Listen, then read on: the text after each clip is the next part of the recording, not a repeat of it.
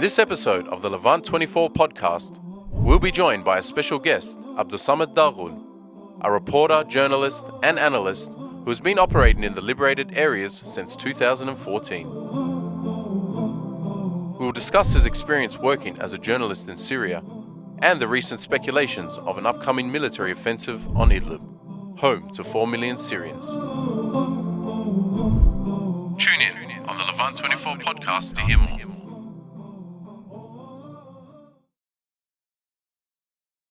Assalamu alaikum, I'm your host Khaled, and welcome to another episode of the Levant 24 podcast from Idlib, Syria. My esteemed guest today was besieged in Aleppo city for over 4 months by the Russian, Iranian, and Syrian regime forces back in 2016. Since then, he's been reporting on every major battle and has been injured by airstrikes and artillery more times than I can remember. Abdussamed Dagül, Assalamu alaikum. It's a pleasure to have you with us today. Wa alaikum salam wa rahmatullah. Jazakallah khair. It's good to be here. We were actually in the studio yesterday. Yes. We were about to report, and Yes. then we got interrupted. Yes, we did. Maybe you can share with our listeners what happened. Yeah, we were just about to start recording. We had set up the microphones and everything was ready. But because in the morning, Ariha was bombed badly by Russian-backed Assad militants.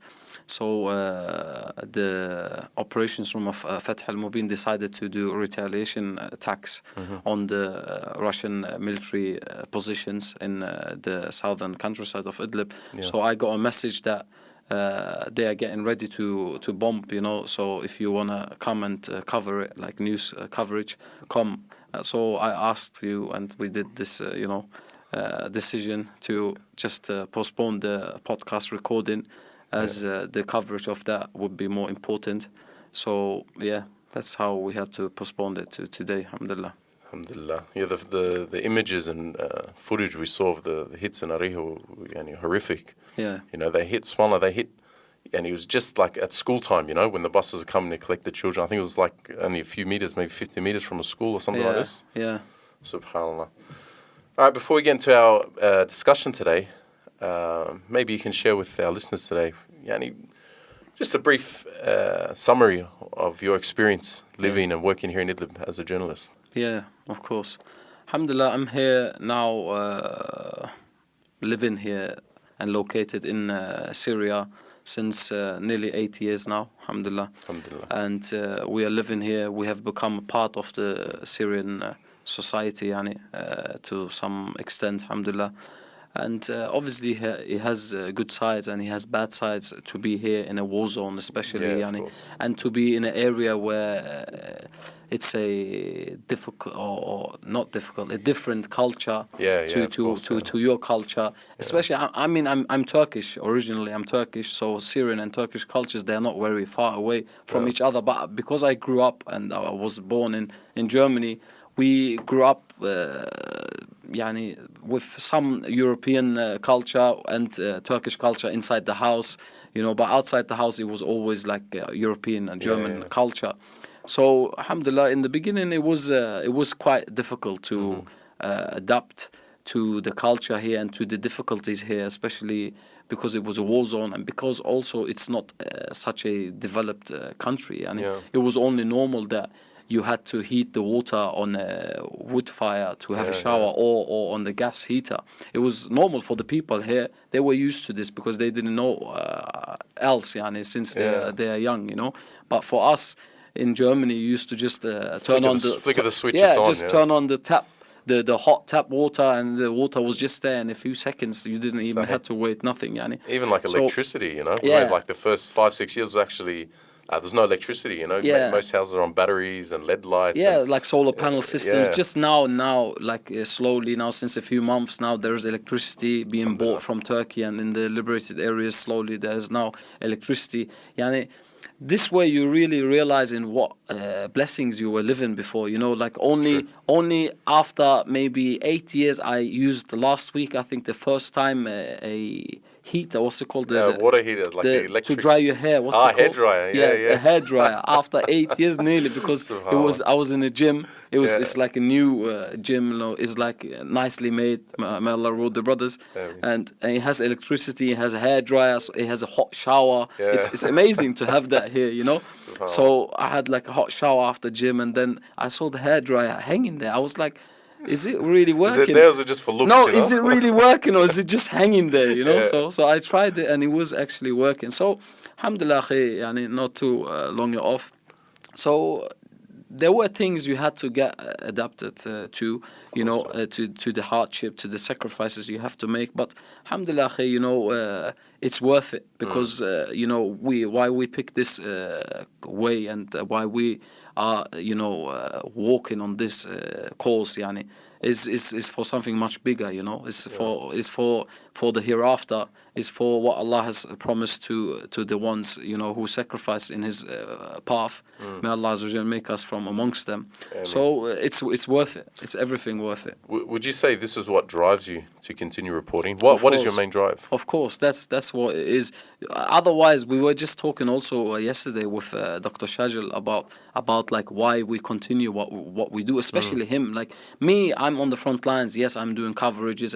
Okay, there's dangers for me getting to be killed, for me to be injured. But the thing is about his work, he's like in the hospital. He gets like all the most craziest patients. You know, like with chopped off arms, with chopped off heads, and he continuously keep seeing this. You know, so I asked him, like, how do you cooperate with this? Because I watched like a hard disk of footage of his because he wanted me to do some editing for him.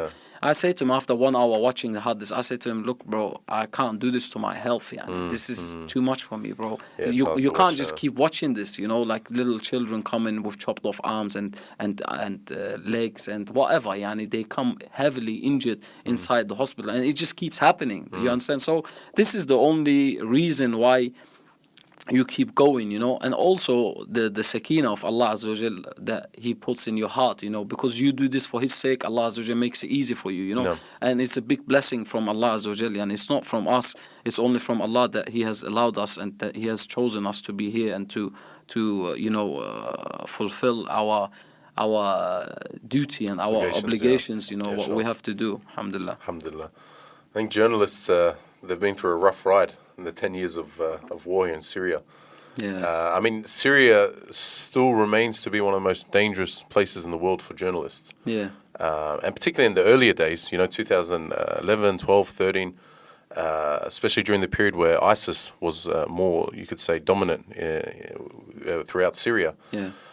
We saw journalists being, you know, kidnapped, some held ransom, some were killed. But now, in the liberated areas, and particularly in Idlib, it's not uncommon to see journalists, foreign journalists, coming and going, reporting happening in the streets. I remember during the 10th anniversary of the revolution, there was just teams of journalists coming in and out, even now on the front lines in the previous battles. So in your opinion, what's changed since then for journalists? Many things, especially in the liberated areas, many things have changed. It's quite the opposite now to what it was in the beginning, in the early years. Journalists and people and activists, they are very welcomed in the liberated areas, because the people here, you have to understand, these people are fighting since 10 years for their freedom and for against oppression. So of course they're gonna welcome everyone who is ready to come here, to take the sacrifices, to go through the sacrifices, to take the risk, to come here and to cover and to be their voice, to the world, and to show their sacrifices, and to speak about how they fight and keep up against the oppression, and the successful work and the projects they are, being doing. So it's only normal that journalists are welcomed in this area, So quite a lot of things have changed, just as you mentioned. Also me, I was very surprised in the battle times, like Nerab battle and those times, and when the 2 helicopters were downed of the regime. I was very surprised when the brothers asked me for help of taking Turkish TV channels around, you know. I was very surprised how many Turkish TV channels actually were coming in. Yeah. You know, like at one stage, I remember when the second helicopter was downed in around Kaptan Jebel in the western countryside of Aleppo and those areas. Yeah. I went to Bab el Hawa crossing, and I had to take like nearly 10 TV channels with me. I had 2 cars. The brothers have given me obviously security personnel to protect them. So I had to take them around because I was speaking Turkish and I speak Arabic and I know the area and the people know me here. So they knew, yani, it's going to be just fitting, yani, that I take them. And also they were asking for me because just in the first helicopter downing, my video I remember that went video quite viral. Yeah, you were there like straight after the Yeah, I was there when down. it got hit. Yeah. I was there when it was hit. It was an amazing moment. You know, may Allah Azza wa Jalla allow us to you know, experience another moment like that. It was really, you know, like I had lost my voice from screaming takbirat for like 2 days. I had no voice, you know. I think got the whole so excited, area was like you know. that. I remember I was in, where was that at that time? I think I was in the city. Yeah. And the streets were just cheering, you know, takbirat. Everyone was just pointing to the sky, kids, children, men, women. Yeah.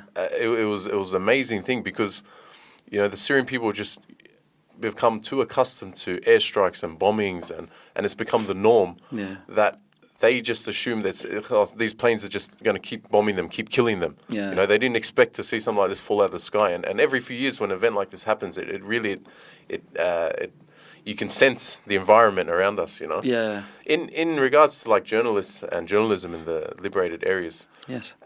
there has been numerous cases, you know, of journalists being detained, journalists and media activists, you could say, being detained by authorities, you know. And some of them are arguing that their freedom of speech is restricted, especially against like taboo and sensitive topics, criticism. Does this happen as often as social media portrays it, or what's your experience with this? Akhi, look, the justice system, how it works here in the liberated areas is there are different branches of the justice system. There are branches which deal with civilian cases. There are Civil branches affairs, which civil affairs. There are another branch which deals with the military cases, and there are branches which deal with the security cases. We have to understand this is a war zone. This is a war zone, first of all. Second of all, the liberated areas are is seen by many countries and many parties as a threat to them and to their agendas. You know, so it's only normal that they're gonna try cause problems in these areas, send some people, or try just buy them off, give them a couple of $100 and let them do what they need to promote do, external agendas so, and that. So I'm not saying there is no mistakes and there is no sometimes people being oppressed. Of course there are being people oppressed, but they being released immediately, or you know, and or their mistakes is only normal because the people who are running the show right now, the locals, they're the local authorities. I mean, they are right now running. And they are learning while they're running. So they making mistakes, they try to fix this mistake, and then they keep going. And then they make another mistake, they try to fix this. It's not like these people were prepared 10, 20 years, like the presidents of the Western countries and governments. They're like being prepared 30 years long to be politicians. Like an alternative government to then become a transitional government, take over. You understand? So the people who, I see the people, I sit with them, I go to the government a lot. I sit there, we do like media coverage with them. We sit normally as naturally for our work. We sit down with them, and you see them. They are like 30, 40, maximum 50-year-old men, which are right now like learning this governance system. You know, it's difficult. It's not easy to govern, especially Syrian people. These people, since 10 years, they've been rising up against oppression. They've been rising up against everything and anything what doesn't fit them. So it's very difficult. It's become like a culture now, isn't it? Exactly. Like right now, the gas canister prices raised. You see people trying to go to the streets and demonstrate against it, even though internationally, in the whole world, the gas prices went up. You understand? So these people are very used to doing demonstrations and protests against everything and anything that doesn't fit them. So it's really difficult to govern them. It's normal. And with regards to the journalism, there is a media department in the government where you're not allowed to film anything in the liberated areas right now without a press card. Okay. You get a press card. You go to this media department in the government. Everyone can get the press card. It's no problem. But you have to agree to some deal. What are some of the things that are written in this? There are sensitive topics that you're not allowed to cover, which is only normal in a war zone. As an example, you can't go to the front lines and film the positions of the Mujahideen because you will expose the positions. Even though the drones are 24 hours on top of the heads of the Mujahideen and they film in it, but with a drone you don't get the same footage as with a camera of a guy standing just 10, 20 meters away from the trench of the Mujahid, you know? So, like, these topics are very sensitive topics. There are topics like you can't try ask for justice for someone who was imprisoned and you don't even know the story of the guy. The guy, there was like cases like this. Some people came up and acted like they are the Justice League of the world and they are Superman and superheroes, you know, and they tried to expose the local authorities about people who were imprisoned. Yeah. In the end, akhi, these people who were imprisoned, they committed that they had given locations away of Muslimin for them to be targeted by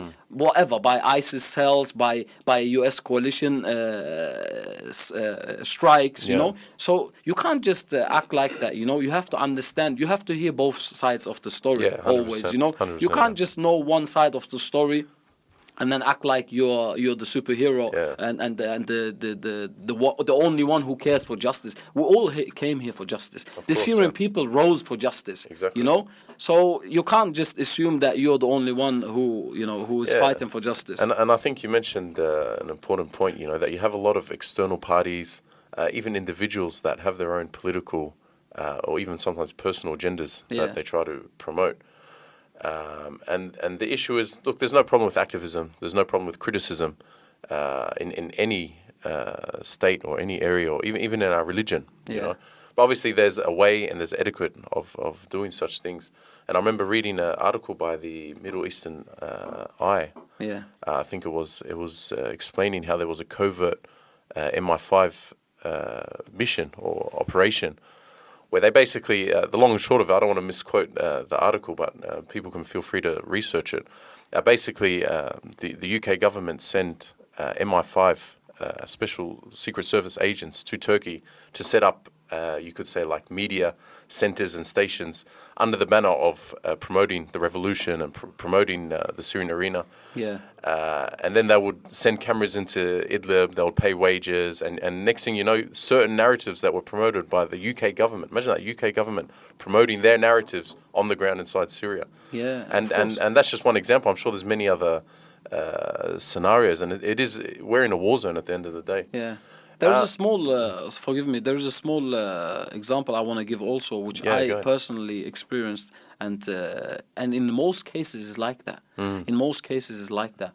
The problem is with activists, I don't want to say most of them, but a lot of them, they have no Islamic boundaries, you know. So what happens is, not most of them, but a lot of them, amongst them, they care about money, because they want to survive, they want to live. Of course, it's just normal. You have family, you have children, you live in a war zone, you don't get much work opportunities. Now, slowly, work opportunities are being available, made and available. Job opportunities, but like before, it was not easy as that, you know. Like you can work in the government, you can work in administration work, you can do whatever. Now, slowly, some work is coming up, but. So like you just said, you know, they get cameras sent from somewhere. They don't even know from where it comes. The camera costs 2-3 grand. He never saw in his life 2-3 grand cash money in his hands. He never saw that. So he gets that camera. So obviously that Johnny O, whoever it is on the other side of the line on the phone, tells him to go cover this and do this and that. You know, there was one case. I don't want to mention the brother's name. It's a Syrian media activist. He messaged me because he knows that I speak German and I was born and raised in Germany. He messaged me and he sent me a link of a report that he had filmed but not produced. And he has just filmed it and sent it to who he's working freelance for, the German state TV. So the German state TV was never pro-revolution, but they were never also pro-regime. They are like in the middle a bit, somewhere. So what happened is he filmed the Idlib city. He filmed the Mujahideen. He filmed civilians. He did interviews with some family members here, and he sent it. He doesn't know the narration. He doesn't care, basically, because he just wants to get the money at the end of the job, and that's it. Honestly, so what happened is he sent me the link and he said, "Can you check what they're saying in this because you understand German?" I said, okay. So he doesn't even understand German, so he can't even check what they are saying, what they have been producing. Are they producing pro-revolution? Are they producing something? They're manipulating the content, for example. So what it was saying, the piece, what it was saying is that nearly 4 million civilians are stuck and besieged between the Islamic terrorists and the criminal Assad regime. Okay, what did you do now? You're a revolutionary, and you want to help the revolution. So you made them say about the revolutionaries and about the Mujahideen Islamic terrorists. You understand? So you just harmed the field. For what? For $300-$400? Wallah, bro, come to me, bro. I give you. I sell my phone. I sell my bike. Something. I try to help you, but don't harm the field like that. Just for a couple of bucks. It could be like you mentioned at the start. That the Syrian people, they welcomed anyone that was in support of their cause. And it's. I mean, if you have governments and secret services that are planning these type of operations, it's very likely that a lot of these media activists or personalities get caught up in this, thinking that they are doing good. Of course, Like, I wouldn't say that. This is just from my experience. I wouldn't say that I see bad intentions from them. No, I don't think also. But it could be very easy to fall into these traps, like you mentioned. And I think that's what's good about having some type of. You said there was like regulations, and systems, procedures for anyone that wants to report in the liberated areas, so that it's done in a secure manner. And it's not very strict. It's not very strict. It's okay. It gives you the freedom to criticize, to see the mistakes, but it doesn't give you the permission for you just to go fully on a media campaign against the local authorities, against exposing everything and anything, and then even lying about the local authorities and this is the issue groups, I have. When there's misinformation incorporated in these reports or in these videos, whatever you want to mention, and it's only one-sided, then you haven't really fulfilled your job as a journalist. You haven't shown both sides. Whether you agree with or not, this is a different thing. It's not the role of a journalist, as far as I understand, isn't to give their perspective or their views. It's to show both sides as much as they can, to report and let the audience decide and let the people decide. Exactly. On the main topic that I was hoping to discuss with you, it's basically what's on everyone's tongue. It's the elephant in the room. Rumors of an upcoming offensive on Idlib. What do we know so far exactly? Akhi, look, it's very difficult to predict what's going to happen, to be honest, because the problem is that nobody says really what's happening behind closed doors. The thing is, the Mujahideen, they only see and know what's going on the front lines. Turkey is not telling them what they have spoken with Russians behind closed doors. Closed doors, nothing was. Turkey doesn't tell them, released, and I think the Mujahideen, they don't even care about it. And they just prepare themselves. Right now, the Mujahideen are fully prepared since the stop of the last operations, last Russian offensive. They have finished hundreds of military camps. They have trained new night vision brigades and teams. They have united. Like the operations room of Fath al-Mubin is really fully working right now.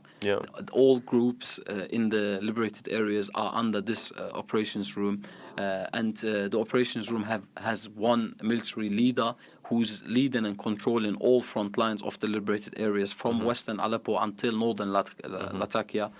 You have as well in northern Aleppo, recently formed a few months ago, the new operation room, Azam.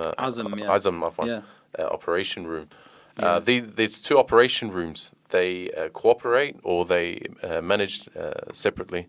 I think they manage separately. They have nothing to do with each other, but I think they are in talks with each other, obviously, because their areas are next to each other, Yeah. and the areas are open to each other. You can go from those areas to these areas easily. Yeah. There is no problem. So, about is the just for the listeners to understand, yani the Afrin and Azaz and Al Bab, those areas, the Turkish-backed FSA groups.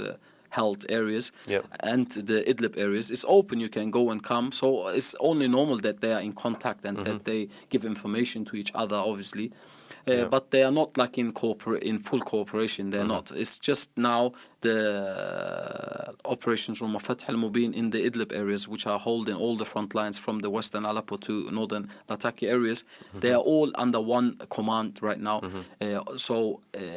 How would you understand that all heavy weaponry is under one command? All artillery fire is under one command. So everything is more organized. They are more prepared now for an upcoming battle. The trench systems and cave systems were built up and prepared newly, because most of the fronts are new fronts, because we have lost many fronts and the Mujahideen had to retreat from many areas. So these areas, the fronts what they are holding right now are new fronts, yani 1.5 years old fronts.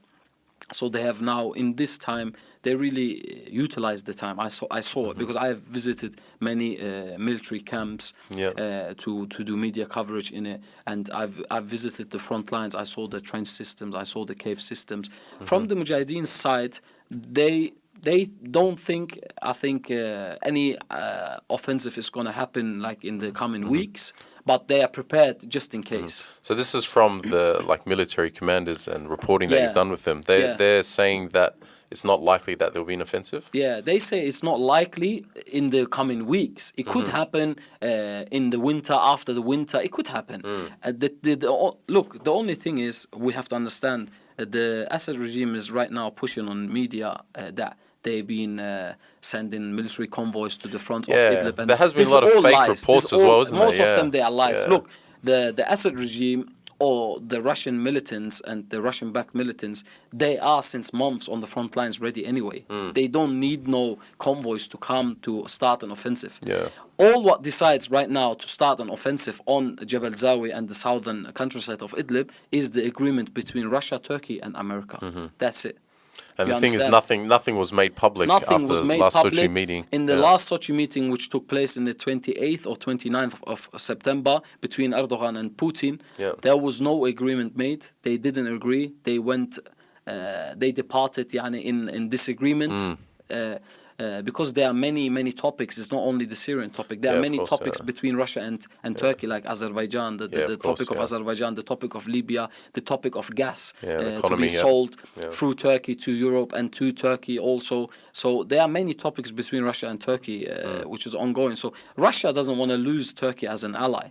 Russia is only benefiting that Turkey is departing from NATO more and more and coming closer to Russia more and more. So and Turkey needs Russia too, because NATO is not giving what Turkey wants. NATO is not giving anti-air missiles to Turkey, and then they have stopped the F-35 warplane project, which was by America to promise to Turkey. So Turkey is seeing that NATO is not giving them what they want. So Turkey needs Russia also. So it's like a really dirty game. That's how politics are, right? It sounds like that. And you can see Turkey seems to just be in between both sides, the East and the West, and especially with the sale of the S-200, the long-range anti-air S-400, sorry. That caused huge controversy, with them and NATO and the relationship with Trump, for example, when Trump was president. So it is a mess. The issue is obviously it affects us and the Syrian people in Idlib directly, But if a Russian-led offensive was to begin on Idlib, how do you think that would play out? How do you think Russia would, initiate an offensive on Idlib? Look, we have to understand one thing. This is the last pocket the Mujahideen are holding in their hands. In Idlib, the 4 million people who are living there are not the people of Idlib. Yani maybe 1 million or less are the people of Idlib who are living in Idlib. These people came from Ghouta, from the south of Syria, from Damascus, from Homs, from Hama, from Deir ez-Zor, from all around Syria. They came all here. They fled the regime to these areas. So all these people, they are asking for freedom no matter what. They gave up their houses, their land, their shops, their everything. They gave it up and they came here. So in those areas, they had somewhere else to go, which was Idlib. So they left it and they said, look, guys, let's go to Idlib. Khalas, it's over here. We can't hold this area anymore. And there were deals done and they left those areas, But right now, there's nothing else to go to. There's no other option. There is no other option. It's either they stay and fight or they go to Turkey and Europe. Exactly. So and Turkey even doesn't want them. That's the thing. And they don't even want to. From the Syrian people that I meet, of course, they would prefer to go forward to their homes. Of course, and, they and would not prefer stay on the border to free land country, and to take land over again and to go back to their liberate homes, to liberate more areas and new areas to go back to their villages and towns and cities. Of course. So the thing is here is if the battle starts, this battle, I think this battle is going to be a backbreaker, if you can call it. It's going to be either make it or break it. You understand? It's either going to turn the revolution of Syria to to something really good, and it's going to succeed, and you will see the Assad regime fall part by part, city to city, or it's going to be over. It's one of those, because there's no other option anymore. You understand? So because the people know this, they will fight for their lives. You understand? So it took 5 months for Russia, with extreme bombardment, to besiege Aleppo. Why? Because the people were besieged. There were 250,000 people besieged. And no other option. And no other option. Until an option came out and Turkey made the agreement with Russia and said that let them come out with buses. And even the buses deal came after Russia realized that, look, we can't take over these areas just fighting. We have to do some kind of political agreement with these people, because these people are besieged. They are fighting for their lives. They are fighting for their lives. The first time they have conducted an airstrike with bunker buster bombs was in Aleppo city. Wallahi, the first rocket fell. I was in the house. We were roughly 2 to 3 kilometers away from the place which was bombed.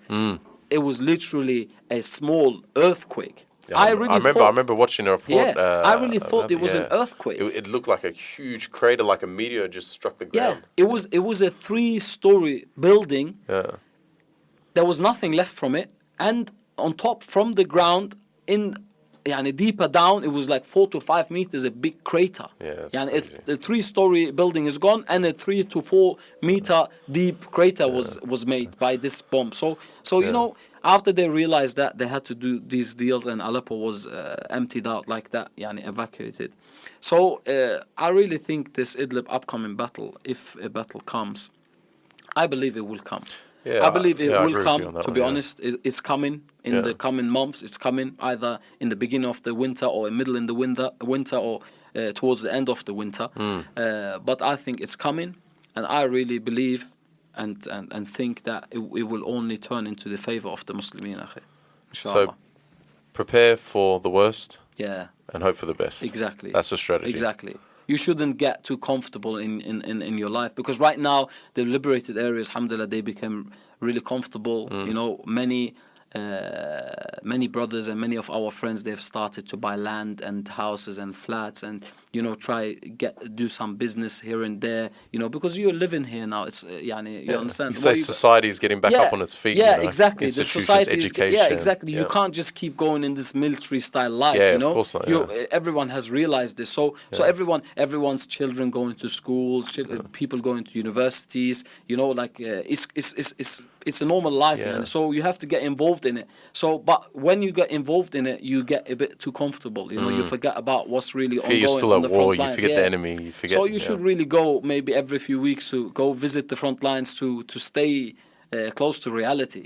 Whenever the enemy wants, they could start an offensive. You have to know that, you know, and many of our areas could fall into danger in a quick moment. Yani. And most areas are basically frontline anyway. Most key areas. I mean, from Idlib city, it's maybe like 8 kilometers or something like that to the front line.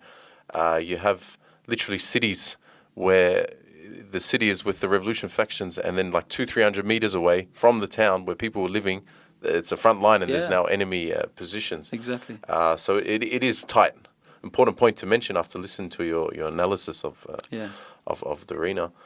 The arena is just so complex. Yeah, it is. And there's no easy way of looking at it. And everything's interlinked, you know, not just events that are happening inside Syria or inside Idlib, but what's happening outside of the borders as well. And they all have a link. If there is no offensive on Idlib, and the status quo is maintained, or the arena's sort of like at a standstill or frozen, as you might suggest. What do you think the future of Idlib would look like?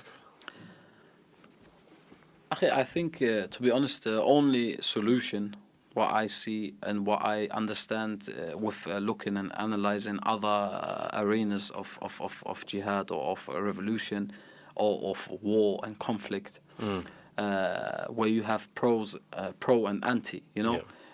Like as an example, I will give the example of Libya, you know. Why the Libyan revolutionary factions, they have succeeded was because they have united.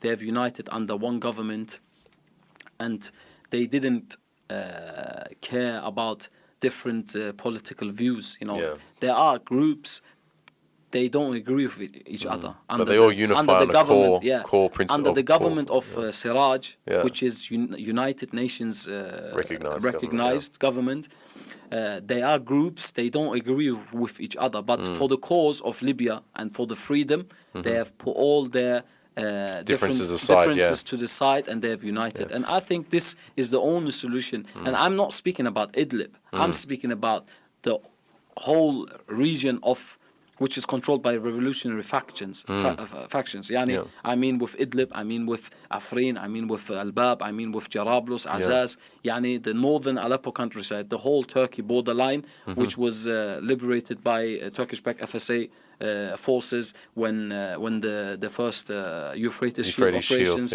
took part, and then the Olive Branch operations took part, you know. And then Peace Spring was the last one. The Peace Spring was the last one. And so these areas, they have to unite under one government. Under one government, and the military groups have to unite under one army. And this army needs to be part, or the army of the defensive ministry in this government. This is the only solution. That way, because Turkey needs us. Turkey needs us, and we need them. You know, even though we have many differences of opinions amongst each other, they need us, and we need them. So Turkey would put pressure on the UN and on the Western governments that, look, guys, there is a government now, you know, in the liberated areas. They are controlling the whole areas. They have some sort of stability in the area. They are creating work options, and they are holding the front lines against the Assad regime. So there is a safer area now for all the refugees to go back to their country. If we recognize them and if we support them with charitable, like as an example, is just the Taliban government. Right now, many countries work together with Taliban, even though they don't agree with them at all. Even though they just were until last year, since 20 years, they were calling them terrorists. But right now, they are forced to sit on the table with them and do agreements with them and do millions of dollars worth humanitarian aid to them. Why? Because they don't want the Afghan refugees pouring into their countries. They don't want that. And they see, even though this is the new policy and stance of the West, I think. They say, look, guys, we don't agree with them, that's right, but we can't handle the refugee influx in our countries anymore. And the war costs money, you know, it costs money and resources. So, khalas, there is one government now, even though they are Islamic and we don't want them, but we have to just cooperate with them. I think this way it needs to be here too. Yeah, and I think even it comes back, look, are they a threat, you know, to different countries' national security. You know, for example, the Taliban, although we were made to believe that they were a threat, the reality is they weren't. They weren't a threat at all. Conducted an operation outside of Afghanistan. Exactly. Their cause was Afghanistan. Exactly. You know? So when you put them in the same category as maybe some minority groups that do have some type of intentions like this or thoughts like this, really it just causes too much backlash. And I feel like the same's happened with Idlib, to be frank, Yani. But I think what we need to discuss is Turkey's influence right now in the liberated areas, because it seems like Turkey's influence is becoming less and less. Yeah. Where do both parties currently stand, Turkey and Russia? Because some are suggesting that because of Turkey's having less influence in the areas, less political leverage, you could say, the outcome for liberated areas is becoming less and less or unfavorable for the revolutionists. Yeah. Yeah. I don't think it's that way, Yani. Turkey's influence in the liberated areas, it becomes less because the military factions, they're just doing good.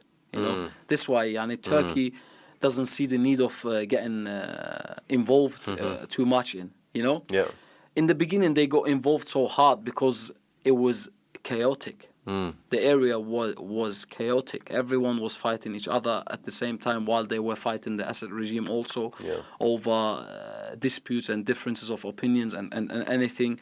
Right now, you didn't see any infight since maybe the last Horas ad-Din thing, which was just for 3 days, and then it calmed down and it was solved. It was not a big ongoing infight, Yani, like it was in the past with other, revolutionary all factions. these factions that actually fought each other, they're now unified under this operations room. Because they've seen that there is just no other way around it, bro. You know, it's like a fight with your brother, like your own brother, like from your mother. You know, like you fight him and you beat him up. After 10 minutes, you hug each other. Other way around, you hug each other and love each other and say sorry, man. Because there's just no other way around sometimes to beat each other up. And then there's just no other way around just to learn to get along with him, because he's your brother. You're gonna have him on your neck for the rest of your life. It's just not your decision, you know.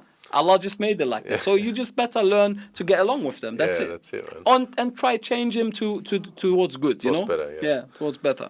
There's been large talk of a large Turkish military operation and the areas, border regions controlled by the SDF, Syrian Democratic Forces.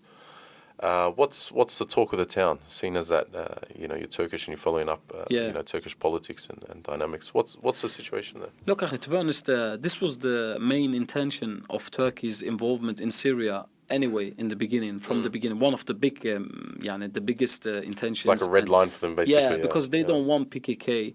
Which SDF is PKK mainly, and PKK is like a Kurdish communist party, which is fighting against Turkey since over 30 years from towards the Iranian, Iraqi, Syrian borders, and they are in those hilly areas of Turkey, eastern Turkey, also hiding.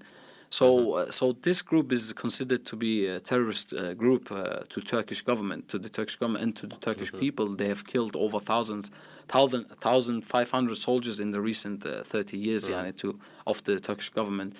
Is the PKK a terrorist organization according just to Turkey? No, it's even a terrorist organization according to the UN, I think, but it's still backed by America. Officially, and Germany and other Western countries, because it just fits their agenda. Because it's just their mercenaries. ISIS, they needed people to it's fight. Their mercenaries in the Middle East, in the Arab countries, basically. Or in Syria and Iraq.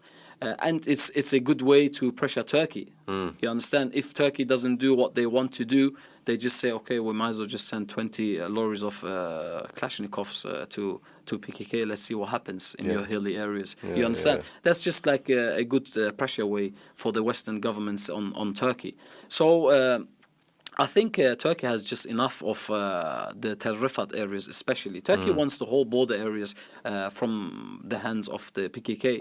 But it's just too much of a political it needs too much political strength, which Turkey doesn't have, to take all the border areas, like from Syria to Iraq, from the hands of the PKK, because they are backed by America, and America has too big interests in those areas to lose them to Turkey, you know.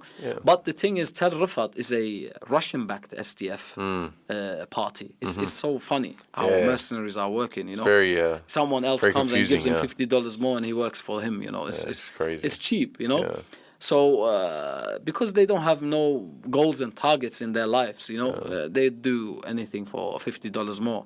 So these areas, which are northern Aleppo, which is like a on the map you can see as like a yellow little pocket there between the Idlib areas and between the Euphrates Shield areas.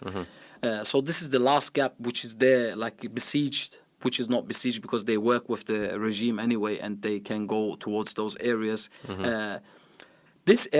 From this area in the recent year or two, most of the IED bombs, bomb-loaded trucks which are exploding in Afrin, Al-Bab and Jarablus and Azaz and all those areas which are held by Turkish-backed FSA groups, most of these or all of these attacks are being conducted from Tel Rifat, from these areas.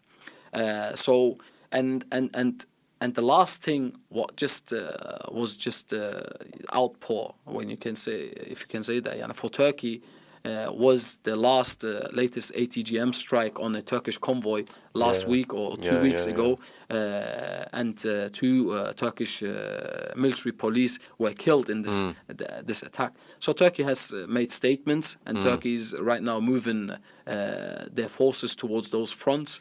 It could be just a pressure card to America and Russia to look, guys, get this solved, get these guys in your control and stop them from doing all these attacks. Otherwise, we are going to wipe them out from there. And Turkey is able to wipe them out in just a few days with all their new weaponized drones and their military force. We saw it with our own eyes during the last offensive in Idlib. You know, Turkey upped the ante when they started bringing in their drones and precision hits. And I think this was maybe one of the first times that, you know, a conventional army, which was the Assad regime, fought against drones. And really, it was something that it hadn't been seen before. There were drones. They didn't know what's going on. It paralyzed them. You know? Yes, before we saw, for example, drone strikes on individuals or on specific targets in different regions in the world. But to go head to head with a conventional army, this was the first time this ever happened. And then after that, we saw that in Azerbaijan. You know, with a matter of very short period of time, I think it was like 2 months or something. You know, with Turkey involvement there. The operation was done. So that definitely is a strong card for Turkey, especially in the region. And I guess as well, Russia will be anticipating that. I guess we'll just have to wait and see what Allah subhanahu wa ta'ala has planned for us and how things unfold, you know. And you could probably come out with like 50 different conclusions. And the reality is, when things kick off, it's probably none of those as well, changes, you know. The reality changes. So, you know. One last, alhamdulillah. One last final thing maybe we can discuss quickly. Is because we're noticing a trend now where countries and parties are starting to normalize relations with Assad and his regime. Sort of giving him some type of legitimacy, you could say. And the Syrians I've been meeting with in the markets and the streets, they're furious. You know, they feel betrayed. So it seems a lot of countries that had these stances are now changing them. Do you think that this is a solution to end the war here? Because it seems like some countries are really promoting this. Of course, it's not a solution. For the Syrian people, it's not a solution. Look, the Syrian people, if this was a solution, they would have come to the table with the Syrian regime a long time ago. They wouldn't sacrifice more than 1 million of their people to be killed, and 12 million, I think, if I'm not wrong, of their people being displaced internally and externally. You know, and no education and no electricity, no water, no natural resources, no nothing, or like essential stuff to live. You know, they wouldn't take the sacrifice if there was ever like 1% of option in their minds to look, man, if it doesn't work out, we just go back and sit with this government and sit with this regime and tell them, look, man, we are sorry. We did a mistake. Let's just sit down and talk about this, man. And even that, some people did that in the south, in Damascus areas. They reconciled, and the reconciled through Russia. all these reconciled people throughout the next few months. They were kidnapped, they were assassinated, they were killed, they were caused trouble to them, you know. So this government or this regime is not a fair, is not a just, is not a human minded regime. It's not. You know, even though Bashar Assad, when he goes in front of the camera, he looks like he's a human being, you know. But inside him, there is a big devil, you know, that doesn't want to leave his seat. That no matter what, he doesn't want to leave his seat. And look, akhi, why, if I want to touch upon this also just shortly, why I think these governments are right now going and sitting with the Assad regime and saying, okay, man, this is just, it's this. And most of these governments, they were back in the revolution in the early years. Exactly. You know, akhi, look, they thought when the Arab Spring happened, this is my opinion only, this is just my analysis, it could be wrong, it could be right, but this is what I think and what I see from the events that taken place since 2011 up until now. When it happened, the Arab Spring happened, the powers who are running the Middle East, they wanted a regime change. You know, they wanted the regimes to be changed and to bring people who are closer to them, more favorable for their country and for their benefits and their benefits and their outcomes. You know, so in some countries it worked out. In some countries it worked out. In some countries it failed, and the government just stayed in its place and everything settled down. In Syria, it just didn't work out, bro. Since 10 years, it just didn't work out. No, it didn't fail. No, it didn't work out. It's just ongoing. The people had enough. These governments, these powers, they just had enough of it. They want a solution for Syria, really. So now some of these governments who are in the Middle East, who are really suffering under the instability in the Middle East, because they're not able to sell their oil as they want. They're not able to do trade as they want, because the ways are closed because of the war and some, you know, different events taking place, and they suffering under these events. So they just want to have solutions now. You understand? So especially now, since the Assad regime is controlling again, I think more than 70% of Syria, they say, look, before it's over fully, and in the end, the Assad regime is going to say, you were the ones who were supporting the revolution. I'm not going to do any trades or any good relations with trying you. To get on the good books they're trying to jump on that boat before it's too late, you know. But I think they're going to go down with that boat, akhi, inshallah. Inshallah. Abdussamed Dagül, Jazakallah khair. It was a pleasure speaking with you today. Thank you. I look forward to sitting with you again in the future, inshallah. Inshallah. Barakallah feek. Assalamu alaikum. Alaikum salam wa rahmatullah.